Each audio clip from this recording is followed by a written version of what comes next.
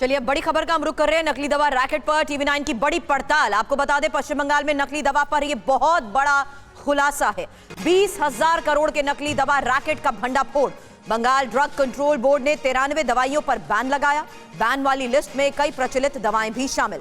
बंगाल, उड़ीसा समेत कई राज्यों में यह रैकेट फैला है और बिहार और यूपी में भी नकली दवा के नेटवर्क को लेकर एक एक खुलासा होगा आपके सामने। तो बता दें आपको इस वक्त एक बड़ी खबर और बड़ा खुलासा, जहां पश्चिम बंगाल में नकली दवा पर यह बहुत बड़ा खुलासा है और नकली दवा रैकेट पर टीवी9 की इस बड़ी पड़ताल के बाद एक एक जानकारी अब आपके सामने होगी, क्योंकि 20,000 करोड़ के नकली दवा रैकेट का भंडाफोड़ हुआ है और बंगाल ड्रग कंट्रोल बोर्ड ने 93 दवाइयों पर बैन लगाया। बैन वाली लिस्ट में कई प्रचलित दवाएं शामिल। बंगाल, उड़ीसा समेत कई राज्यों में फैला है ये नेटवर्क।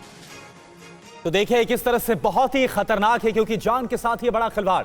आप देखिए एक और बड़ी खबर क्या है नकली दवा को लेकर। बांग्लादेश तक नकली दवा के तार जुड़े हुए नेक्सस कहां तक फैला है। बांग्लादेश का टेरर लिंक भी इससे जुड़ता हुआ नजर आ रहा है। टीवी9 की पड़ताल में यह बड़ा खुलासा हुआ है। तो कैसे नकली दवा का जो कारोबार है, पश्चिम बंगाल में नकली दवा पर बहुत बड़ा खुलासा। बैन वाली लिस्ट में कई प्रचलित दवाइयां शामिल हैं। हालांकि इस पूरे नेक्सस को लेकर किस तरीके से बड़े खुलासे हुए हैं, टीवी9 की पड़ताल में हुए बड़े खुलासे की इंफॉर्मेशन वॉल पर अब एक एक डिटेल आपके सामने, क्योंकि नकली दवा को लेकर पश्चिम बंगाल ड्रग कंट्रोलर ने कई कंपनीज को नोटिस जारी किया है और नकली दवा की बड़ी खेप भी लौटाई है। हालांकि इसमें कई बड़ी कंपनीज के नाम जिस तरीके से शामिल हैं, फिलहाल बता दें 20,000 करोड़ का ये रैकेट, नकली दवाओं का ये बड़ा रैकेट कहां कहां तक फैला है ये अब जानने की कोशिश की जा रही है। और दवाई के नाम पर जिस तरीके से टीवी9 की इस पड़ताल में बड़े खुलासे हुए हैं, पश्चिम बंगाल समेत देश भर में इसके तार जुड़े हुए हैं, जिसमें बिहार, उड़ीसा, उत्तर प्रदेश में रैकेट को लेकर बड़ी खबर है। बंगाल की 93 कंपनीज ब्लैकलिस्ट हो चुकी है और ब्रांड के नाम पर नकली दवा को लेकर किया गया ये बड़ा खुलासा अब आपके सामने रख रहे हैं, क्योंकि कई ब्रांडेड दवाओं पर सवाल और इंपॉर्टेंट ये कि किस तरीके से दवाइयों पर फर्जी QR कोड भी लगाए गए। आपको हम बता रहे हैं दवा के नाम पर कैसे जहर का ये धंधा किया जा रहा है, क्या क्या खुलासे हुए हैं, एक एक इंफॉर्मेशन आपके सामने। नकली दवाओं के इस रैकेट के नाम पर कोरोना, टीवी9 की इस पड़ताल में बड़ा खुलासा हुआ है। कोरोना तो बिल्कुल देखिए किस तरह से मरीज जो कि दवा लेते हैं ठीक होने के लिए, लेकिन दवा के नाम पर जहर कैसे बेचा जा रहा है। टीवी9 की पड़ताल का बड़ा असर हुआ। नकली दवा के मामले में एक शख्स को गिरफ्तार किया गया। गिरफ्तार शख्स के पास से 25 लाख की नकली दवा बरामद की गई है। तो ये देखिए आप, बंगाल, उड़ीसा समेत कई राज्यों तक जो नकली दवा का रैकेट है वो फैला हुआ है। बैन वाली लिस्ट में कई प्रचलित दवाइयां भी शामिल हैं। बंगाल ड्रग कंट्रोल बोर्ड ने 93 दवाइयों पर बैन लगाया है। ये सब कुछ हो रहा है। हालांकि आपको बता दें पश्चिम बंगाल ड्रग कंट्रोल के असिस्टेंट डायरेक्टर अरूप बोरल का इस भंडाफोड़ पर क्या कहना है, सुनिए। ये सारा इंडिया में ही एक हमारा जो 3-4 इन्वेस्टिगेशन चल रहा है उसमें हम लोग ये आखिरी सामने आया है जो ये इंटरस्टेट रैकेट है। यहाँ से वेस्ट बंगाल से बिहार, बिहार से उड़ीसा, उड़ीसा से कोई दूसरा जगह शायद जाता है। ये मैन्युफैक्चरिंग जो होता है बाहर स्टेट को होकर ये रूट से आता है और ये अनकन्वेंशनल रूट से यहाँ पर आता है, वो कन्वेंशनल रूट में नहीं आता है। दवाई खरीदने के समय वो जो जिस दुकान से खरीदे उसके लाइसेंस है कि नहीं वो पहले चेक कीजिए। फिर आप जो दवाई खरीद रहे हैं उसका कैश मेमो आप लीजिए। और आप देखिए नकली दवा के रैकेट को लेकर टीवी9 ने कोलकाता के कई दवा विक्रेताओं से बात की है। उनका इस पर क्या कहना है ये भी आप देखिए। हम लोग वो सब काम है, हम लोग जो है बिल में माल परचेस करते हैं, बिल में माल देते हैं। अच्छा, नहीं वो तो ठीक है, हाँ। उसमें नहीं, लेकिन अब तो कह रहा है ड्रग कंट्रोल खुद कह रहा है, असिस्टेंट डायरेक्टर कह रहा है कि वो देखिए वो दवाई में QR कोड है वो भी फर्जी हो रहा है। वो हम लोग को नहीं मालूम है सर। पहले बैच नंबर, उसके बाद MRP, उसके बाद वो जो बैच नंबर के साथ जो उसके नया टैग लगा हुआ है ना QR कोड का, वो QR कोड आप स्कैन करिएगा तो समझ में आ जाएगा कौन सा दवाई किस किस कंपनी का है, क्या चीज़ है उसके अंदर। तो डिस्ट्रीब्यूटर से खरीदते हैं, बिना डिस्ट्रीब्यूटर से परचेस नहीं करते। वो क्या कंपनी डिस्ट्रीब्यूटर होता है? तो उतरे डिस्ट्रीब्यूटर होता है कंपनी का, CNF होता है, उससे खरीदता है। बाकी कोई एडजस्टमेंट से हम लोग मेडिसिन नहीं खरीदते। और बड़ी खबर का रुख कर रहे हैं, जहां संभल सांसद जियाउर रहमान बर्क को नोटिस। संभल पुलिस ने दिल्ली जाकर नोटिस दिया। आपको बता दें, जियाउर रहमान बर्क ने खुद नोटिस रिसीव किया है। संभल हिंसा में ये नोटिस दिया गया है। 8 अप्रैल को पूछताछ होगी। बीएनएस धारा 35B के तहत पूछताछ के नोटिस को लेकर इस वक्त ये बड़ी खबर है। देखिए, जो नोटिस दिया गया है सेक्शन 35(3) के तहत वो रिसीव कर लिया है और माननीय हाई कोर्ट के आदेश अनुसार जो विवेचना की है उसमें पुलिस ने सहयोग के लिए कहा। तो मैंने, जाहिर सी बात है, मैं इस देश का नागरिक हूँ, सांसद भी हूँ, तो मैंने उनको ये विश्वास दिलाया जो भी जांच में सहयोग की ज़रूरत पड़ेगी मैं पूरा सहयोग करूँगा। और जो था मैंने उनको नोटिस को रिसीव कर लिया है।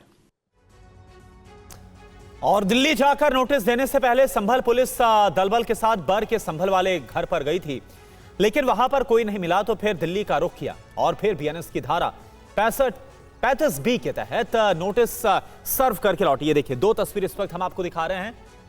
जो जानकारी सामने आ रही है, दिल्ली जाकर नोटिस देने से पहले संभल पुलिस बकायदा दलबल के साथ बर्क के जो संभल वाला घर है यूपी में, वहां पर गई थी, लेकिन वहां पर जब कोई मिला नहीं था तो इसके बाद दिल्ली का रुख किया है और वहां पर बीएनएस की धारा 35B के तहत नोटिस सर्व करके लौटी है। अब समझिए कि बर्क को संभल पुलिस ने नोटिस क्यों दिया है। दरअसल ये नोटिस 24 नवंबर 2024 को संभल में हुई हिंसा मामले में पूछताछ को लेकर दिया गया है। आरोप है कि बर्क ने जो भड़काऊ भाषण दिए, भीड़ को उकसाया, उसकी वजह से खून खराबा हुआ, जिसमें 4 लोगों की मौत हो गई। इस सबकी प्लानिंग पहले से थी। ऐसे में आरोप है ताकि राजनीतिक लाभ लिया जा सके। हालांकि बर्क इन सभी आरोपों को सिरे से खारिज कर रहे हैं। और देखिए, इस बीच एक और बड़ी खबर है। हिंसा के आरोप पर बर्क की सफाई सामने आई है। हिंसा में मेरा कोई रोल नहीं, ये बर्क की तरफ से कहा गया। मैं होता तो हिंसा भी नहीं होती। हिंसा वाले दिन मैं संभल में नहीं था। तो संभल हिंसा जो कि 24 नवंबर को सामने आई थी, इसको लेकर जियाउर रहमान बर्क की तरफ से बयान दिया गया और कहा कि हिंसा में मेरा कोई रोल नहीं, मैं होता तो हिंसा होती भी नहीं।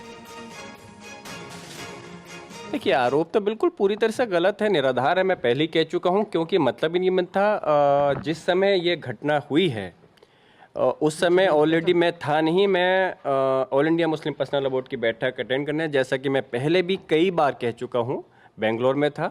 और जब 19 तारीख में 19 नवंबर को पहला सर्वे हुआ था, उस समय मैं खुद मौजूद था।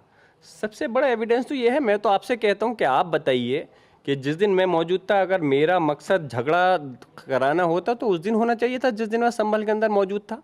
और अगर झगड़ा होता 22 तारीख को जुमे के दिन, जिस दिन हमारे लोगों को नमाज से रोका गया, उसके बावजूद भी हमने बर्दाश्त कर करके कोई प्रकार की घटना नहीं हुई, उस दिन झगड़ा होना चाहिए था। क्यों नहीं हुआ?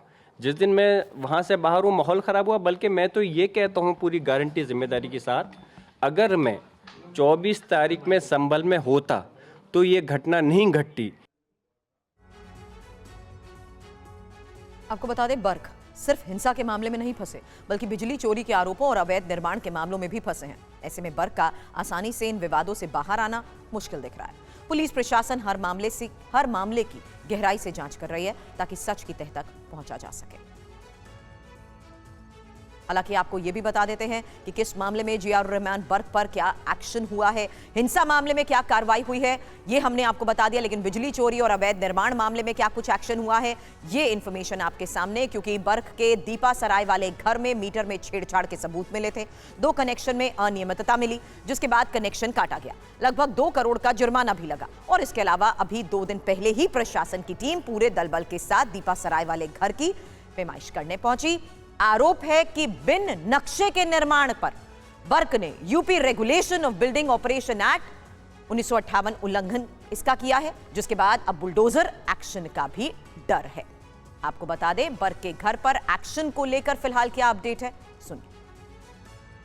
उसमें एक संयुक्त टीम बनाई गई थी, क्योंकि उनके द्वारा 2 बिंदु उठाए गए थे। एक तो ये था कि यह हमारे नाम पर नहीं है मकान, दूसरा बिंदु ये था कि ये नौ निर्माण नहीं है। तो ये दोनों पर ही हमने संबंधित जेई से और अधिशासी अधिकारी संभल से रिपोर्ट मंगा ली थी। उसके बाद उनको पर्याप्त अवसर दिया गया कि आप फिर इस पे आपको कोई अपना साक्ष्य देना हो या पक्ष प्रस्तुत करना हो तो आप कीजिए, लेकिन पर्याप्त अवसर देने के बाद भी कोई साक्ष्य नहीं प्रस्तुत किया गया। तो उसके बाद से फिर ये टीम गठित की गई है। और देखिए पुनीत शर्मा इस वक्त हमारे साथ संभल से लाइव जुड़े हुए हैं। पुनीत, क्या जानकारी, क्योंकि देखिए पुलिस की तरफ से जो नोटिस सर्व है वो संभल में भी जाकर कोशिश की गई, लेकिन इसके बाद जो दिल्ली वाला आवास है वहां पर नोटिस सर्व किया गया। जियाउर रहमान बर्क ये बोल रहे हैं कि उनका कोई भी रोल नहीं है, अगर वो होते तो हिंसा होती भी नहीं। अभी क्या जानकारी मिल रही है आगे के एक्शन को लेकर? देखिए, जब 24 नवंबर को हिंसा हुई थी तो पुलिस ने इस पूरे मामले में जो सबसे पहली एफआईआर दर्ज की थी उसमें जियाउर रहमान बर्क का नाम 1 नंबर पे था। नामजद एफआईआर उनके खिलाफ दर्ज की गई थी। तो तभी से उनकी मुश्किलें लगातार बढ़ रही थी और ये उम्मीद की जा रही थी कि पुलिस उनसे पूछताछ भी करेगी। तो इसके बाद वो हाईकोर्ट का रुख किया और हाईकोर्ट ने राहत दी थी जियाउर रहमान बर्क को, गिरफ्तारी पर रोक लगी हुई थी और इसीलिए पुलिस ने अब बीएनएस की धारा 35B के तहत नोटिस सर्व किया। संभल से 3 पुलिसकर्मी यहां पर पहुंचे, इंस्पेक्टर रैंक के अधिकारी भी, और जो वेस्टर्न कोर्ट में यहां पर 39 नंबर कमरे में जब पुलिस पहुंची तो वहां पर जियाउर रहमान बर्क थे, उनको बाकायदा नोटिस दिया गया है और 8 अप्रैल को पुलिस की पूछताछ में शामिल होने के लिए कहा गया है। हालांकि जियाउर रहमान बर्क का कहना है कि वो जांच में पूरी तरीके से सहयोग करेंगे और पूछताछ में भी शामिल होंगे, लेकिन खुद को बेगुनाह बता रहे हैं और साजिश का हिस्सा बता रहे हैं। उनका साफ तौर पर कहना है कि जिस दिन 24 नवंबर को यह हिंसा हुई वो बेंगलोर में थे, अगर वो संभल में होते तो ये हिंसा ना होती। अपनी तरफ से सफाई रखने की कोशिश करें, लेकिन पुलिस के पास तमाम ऐसे एविडेंसेस हैं जो हमारे सूत्र बता रहे हैं जिसके आधार पर उनके खिलाफ मुकदमा दर्ज किया गया। अब देखना ये होगा कि क्या 8 अप्रैल को पूछताछ में शामिल होने के लिए जियाउर रहमान बर्क संभल जाते हैं, पूछताछ में शामिल होते हैं और क्या जो सवाल पुलिस उनसे पूछती है उनका सीधा सीधा जवाब देते हैं या नहीं। बिल्कुल, नजर बनाए रखें आगे इस बारे में। पुनीत, आपसे अपडेट लेंगे। शुक्रिया फिलहाल पूरी जानकारी के लिए आपका। एक और बड़ी खबर, आज से वक्फ बिल पर देश भर में प्रदर्शन को लेकर पटना में AIMPLB का प्रदर्शन शुरू हो चुका है। सभी दल के नेता सांसदों के साथ अपील की गई है। वक्फ बिल मुस्लिम अल्पसंख्यक विरोधी। वक्फ संशोधन विधेयक के खिलाफ all India Muslim personal law board के आह्वान पर आज बिहार की राजधानी पटना में कई मुस्लिम संगठन और कई अदारे हैं और उनसे जुड़े हुए जो मुसलमान हैं वो बड़ी संख्या में आज गर्दनी बाग जो धरना स्थल है वहाँ पर आज धरना दे रहे हैं। जो संगठन है और all India Muslim personal law board ने तमाम विपक्षी पार्टियों को या फिर भारतीय जनता पार्टी की जो सहयोगी पार्टियां हैं उन सभी पार्टियों को इस धरने में शामिल होने का आह्वान किया है। अगर आपको तस्वीरों के माध्यम से हम दिखलाएं कि बिहार के अलग अलग इलाके से बड़ी संख्या में यहाँ जो वक्फ संशोधन विधेयक है उसके खिलाफ, क्योंकि all India Muslim personal law board ने ये कहा है कि ये जो संशोधन है, ये जो विधेयक है, ये कहीं ना कहीं एक सांप्रदायिक ग्राउंड पर और मुसलमानों की जो वक्फ की ज़मीनें हैं, चाहे वो मस्जिद हों, कई इबादत खाने हैं या फिर जो बाकी इदारों की जो ज़मीनें हैं, उन ज़मीनों को उनसे छीनने की एक साजिश है और इसी के लेकर दिल्ली के जंतर मंतर पर धरना हुआ। आज बिहार की राजधानी पटना में धरना हो रहा है। और वहीं वक्फ बिल पर AIMPLB का एक बड़ा बयान भी सामने आया है। जो बिल के साथ हम उसके खिलाफ, ये AIMPLB की तरफ से कहा गया। बिल का साथ तो मुस्लिमों का समर्थन नहीं, सरकार फौरन बिल को वापस ले, यह भी AIMPLB की तरफ से कह दिया गया। अब समझिए AIMPLB के प्रोटेस्ट के पीछे का प्लान क्या है, क्योंकि बिल के खिलाफ मुस्लिम एकजुटता जिस तरीके से सामने आ रही है। आपको बता दें, पूरे देश में बिल विरोधी अभियान को लेकर खबर है। ऐलान किया गया आज पटना से देशव्यापी प्रदर्शन का। पटना में ही प्रदर्शन के पहले चरण की तस्वीरें हमारे सहयोगी रुपेश लगातार हम तक पहुंचा रहे हैं। आपको बता दें 29 मार्च को विजयवाड़ा में धरना, और साथ ही आरोप है बिल में पक्षपातपूर्ण बदलाव और अल्पसंख्यकों के खिलाफ ये बिल बताया जा रहा है। तो क्या आरोप लगे हैं, किस तरीके से प्रदर्शन को लेकर ऐलान किया गया है, उसके बारे में जानकारी रखी। लेकिन आपके लिए यह भी जानना जरूरी है कि वक्फ बिल को लेकर अब तक क्या प्रोग्रेस हुई है, क्योंकि अगस्त 2024 में लोकसभा में पेश, लोकसभा के बाद जेपीसी में भेजा गया और जेपीसी में बहुमत से बिल मंजूर हो गया। अब जेपीसी ने बिल में 14 बदलाव की सुझाव दिए और विपक्ष ने सुझावों पर असहमति जताई। बिल पर विपक्ष की सभी आपत्तियां खारिज हुई और 30 जनवरी को लोकसभा अध्यक्ष को रिपोर्ट सौंपी गई। 13 फरवरी को रिपोर्ट संसद में पेश की गई। 19 फरवरी को कैबिनेट से 14 संशोधन मंजूर हुए और इस बजट सत्र में पारित हो सकता है ये विधेयक। और देखिए, वक्फ बिल पर ओवैसी की तरफ से बड़ा हमला भी बोला गया। मुस्लिमों का हक छीनने वाला है ये बिल, ओवैसी की तरफ से कहा गया। ओवैसी को जगदंबिका पाल का जवाब भी सामने आया, मुस्लिमों को गुमराह करने की ये चाल है। अनकॉन्स्टिट्यूशनल बिल है। ये हमारे रिलीजियस फ्रीडम को छीनता है।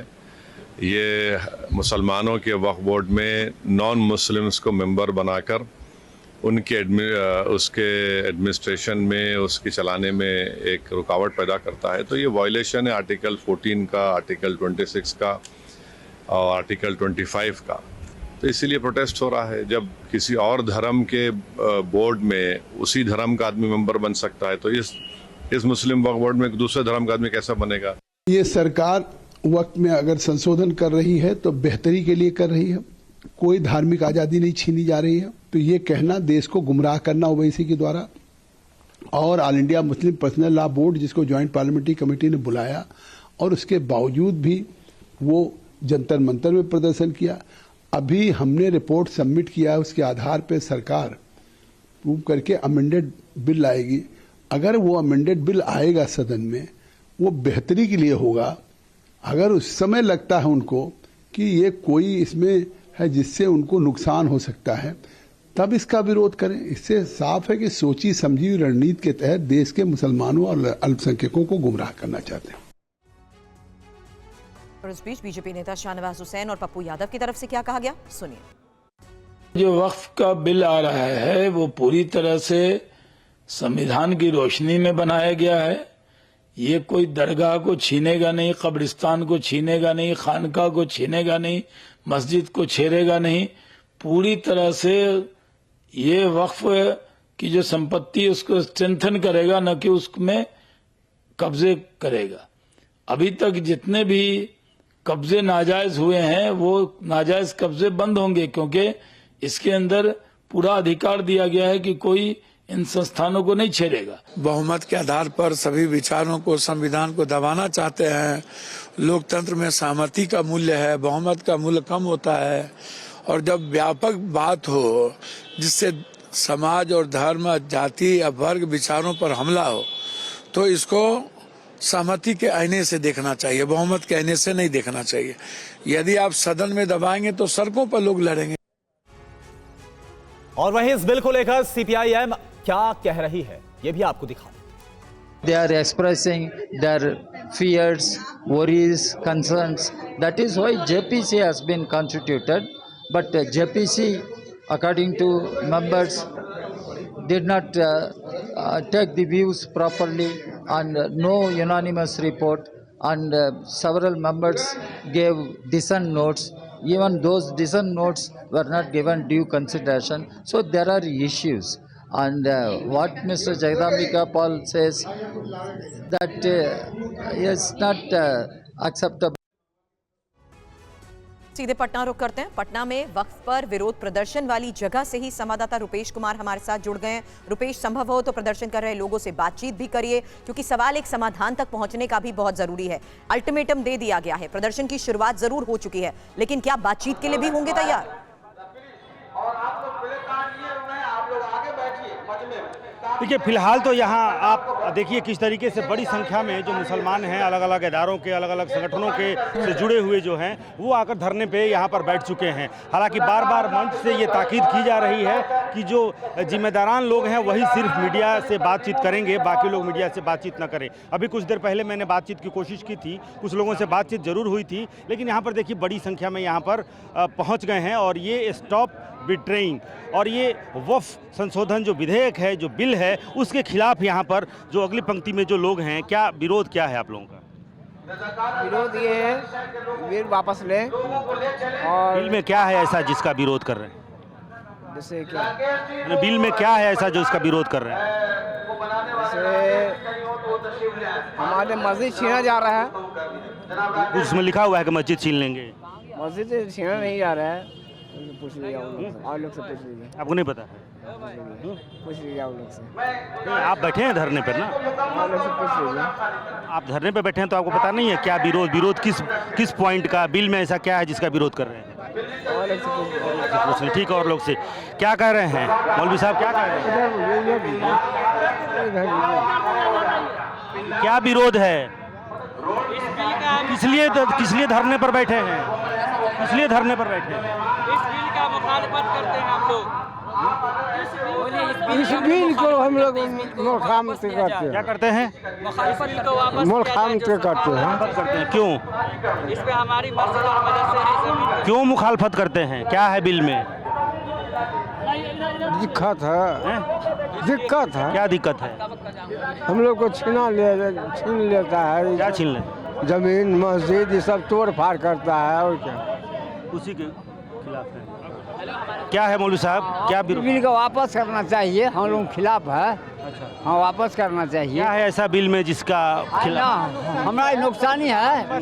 मस्जिद, कब्रिस्तान, ईदगाह ये हम लोग को छीना जाएगा ना, इस वजह से वापस होना चाहिए। बिल्कुल, तो बिल को लेकर जो विरोध है वो साफ तौर पर नजर आ रहा है और जो प्रदर्शनकारी हैं उनसे बात कर रहे थे हमारे संवाददाता रुपेश। अभी के लिए आपका बहुत बहुत शुक्रिया। इन सब के बीच एक और बड़ी खबर इससे जुड़ी। वक्फ बिल पर आज सभी सांसदों की बैठक है। सरकार सांसदों को बिल की जानकारी देगी। बिल पर भरोसा बढ़ाने के लिए बैठक अब से थोड़ी देर में बैठक की शुरुआत हो जाएगी।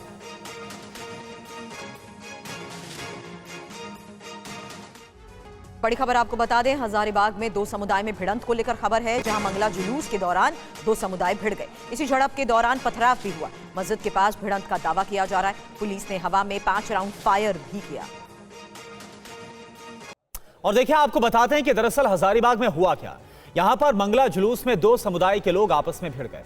दोनों ओर से पत्थरबाजी के बाद तनाव काफी ज्यादा बढ़ गया। भीड़ को तितर बितर करने के लिए फायरिंग की गई। ये देखिए, आपको एक एक करके बता रहे हैं कि आखिर क्या हुआ है। दोनों ओर से पत्थरबाजी के बाद तनाव काफी ज्यादा बढ़ गया है। भीड़ को इसके बाद तितर बितर करने के लिए फायरिंग करनी पड़ी। पुलिस ने 5 राउंड फायरिंग की है। स्थानीय लोगों की मदद से भीड़ को समझाया बुझाया गया। एहतियातन मौके पर भारी पुलिस फोर्स को तैनात किया गया। दो तस्वीरें एक साथ आपके सामने होंगी। पहली तस्वीर हजारीबाग की, दूसरी यूपी के मुरादाबाद की, जहां पर बीती रात दो पक्षों में जमकर लाठी डंडे चले और आरोप है कि कीर्तन कर रही महिलाओं से दूसरे समुदाय के लोगों ने मारपीट की है।